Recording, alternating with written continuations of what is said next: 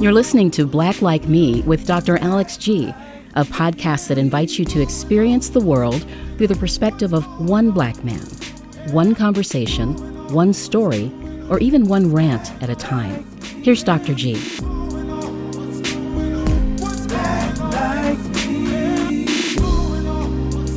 Hey, welcome to Black Like Me with Dr. Alex G. I am your podcast host, Dr. Alex G., and I'm so glad that you're here. Special shout out to the Human Family Unity Foundation. This is the foundation that believed in the work of this podcast since its inception, and for the past year have been nothing but generous and supportive, and they are responsible, along with yours truly and my great engineering and producing team, in bringing this podcast to you on such a regular basis. Hey, we're in this interesting season of mayoral elections. And, you know, we get lots of attention when there are national elections, and you know why. But we sometimes forget that local elections, mayoral elections, county supervisor, we call them common councils. Some places may call them different, alders.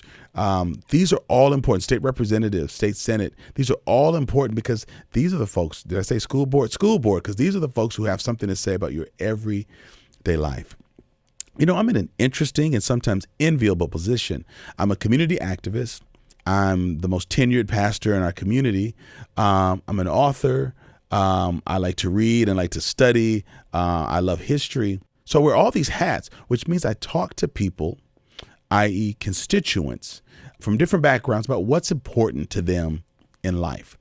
And so we know that in where I live in Madison, Wisconsin, there's a major mayoral race that's coming up, where the incumbent is being challenged by a woman named Satya Rhodes Conway.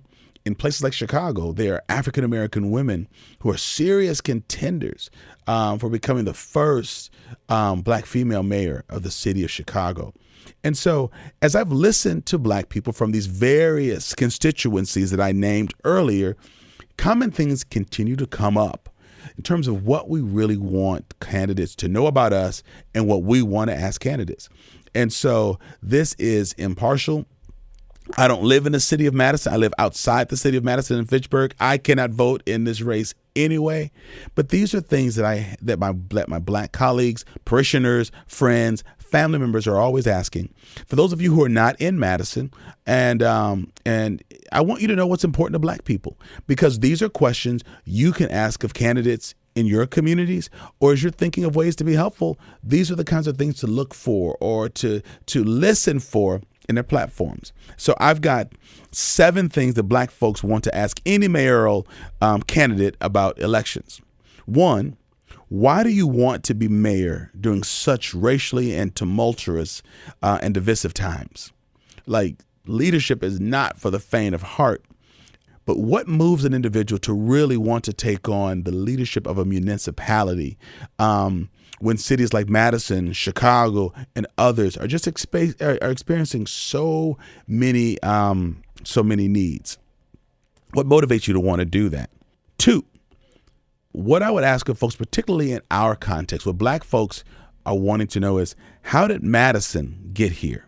What happened that we've become ground zero for racial disparities between blacks and whites? And what will it take for Madison to really own and address that on a regular basis we do experience a tale of two cities when it comes to black and white individuals? That's not something that I ask only, but it's something that I hear from my black colleagues that they want to know. How did we get here? Because we didn't move to Madison for that. And for many of us who've been here for 50 years, like I've been, that was not the case when we came to Madison. So how did we get here?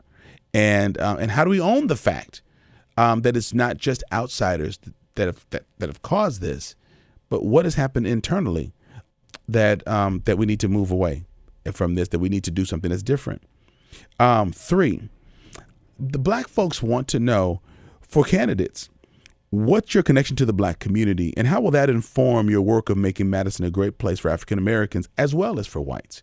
And of course, we're including other people of color as well. But this is Black Like Me. So my challenge is to look out for the well-being of black folks as it strengthens the overall good of everyone in the community. So again, 3 is, what's your connection to the Black community and how will that inform your work? For all kinds of reasons, that's very, very important. We have a tendency to think that if we're nice, we can't connect with everyone, with anyone. But what I want to know from folks and what I keep hearing from the community, what do your relationships look like going into a role or going in to another term? What are those relationships like, and how will they impact what you're doing? 4, how should we measure success of mayors in terms of race relations? Is it unemployment? Is it incarceration rates? What should be the indicator? Because if we don't have a common dashboard, it's hard to tell that leaders are moving the needle. So Black folks want to know, how do we measure the success of your work in terms of race relations? 5, aside from the university, and this is specific to my Madison context, aside from the University of Wisconsin-Madison, the beautiful lakes, the 4 beautiful lakes that surround us, our historic farmers market, endless bike trails, what would make Madison attractive to Black middle-income professionals and their families? If you don't live here now, folks who live here now, we have relationships, we have connections, we've got jobs, careers, churches, fraternities, sororities. We're connected. For the most part, many of us are connected. And we know that people come to Madison for a plethora of reasons. And we celebrate things like the university and our lakes and our historic farmers market and endless bike trails and intramural sports. But if we're trying to recruit a Black family from Atlanta, Dallas, LA, Seattle, and they're middle income, what would make them really fall in love with Madison? 6, as I listen to Black folks, here's something that they really want to know also. If you were me, as these individual Black folks, particularly a Black professional, what opportunities and community transformation would need to exist in order for you to stay in Madison? So if you could be one of the Black middle income family members, this is to candidates, and so you're a Black professional, what opportunities and community change and transformation would need to exist in order for you to want to continue living in Madison? And hint, staying in Madison to help fix the problems is not an answer that's allowed. So it can't be that you stay around to help to help fix things. What would you need to see demonstrated to really make you want to remain in Madison? Because that's a question Black professionals are thinking about. That's a question that Black people are thinking about. And I'm not trying to be classist when I talk about Black middle income folks. At election time, at the state level and in county and city elections, even in the suburb areas of Madison, we talk about Black problems and urban issues as if we don't have a Black middle class. I've even heard white allies, white colleagues say, there's no Black middle class. Yes, there is a Black middle class. And so we can't act as if being Black is synonymous with having needs and issues and problems. So what about the Black folks who are not in that category? And we're glad that we have the socioeconomic diversity in Madison as well. But if that's not necessarily your group or where you live or how you function, what change needs to be made for that individual to stay in Madison? The earlier question was to come to Madison. This question is to stay in Madison. And the last question, if you are Black and professional in Madison, here's the last question. If you are Black in Madison, professional, paraprofessional, student, where would you go to hang out for cultural relief and affirmation? Because that exists for the majority culture. And in larger communities, we see this in the Jewish community, in the Korean American community, in the Italian community. We see these places that exist exactly for this purpose. But if you were Black in Madison, where would you go? Not for services, not for counseling, not for support, not for assimilation. Where would you go and hang out for cultural relief and affirmation? I just spend a lot of my time listening to my Black people And when it's just us, there are things that we say and we talk about. These 7 questions are things that we talk about.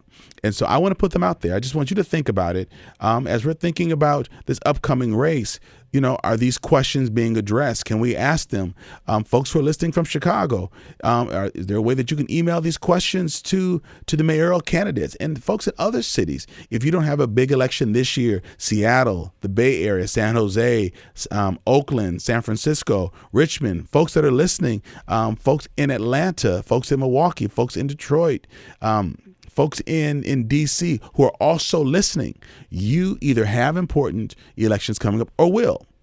And I just want folks who are African American to know I heard you and I'm asking. I want you to know that if you're folks who are friends with African Americans, related to African Americans, these are questions that are important to us. And so in addition, we are concerned about the things that are important to other people too. We want the lakes to be clean. We want the environment to be clean. We want the university to be affordable. We want the parks to be clean. We want kids to have some places to go. We want there to be room and space for recreation. So in addition to those things that everyone else wants, these 7 things hone in on really the determinants of whether or not Black folks are thriving in a community. Process these questions. Think about them. Ask about them. If I forgot something, tweet out at me, right on our Facebook page. Hashtag Black Like Me. Make your comment. Ask your question. Hey, thank you again for tuning in. I just wanted to think out loud about these things. I want to share these 7 thoughts. I keep hearing these things. I don't want to hold them inside. So I'm sharing them out here to the Black Like Me family. Hey, have a great day. Share this information. And as always, subscribe. Have a great day. Thank you for listening to today's podcast.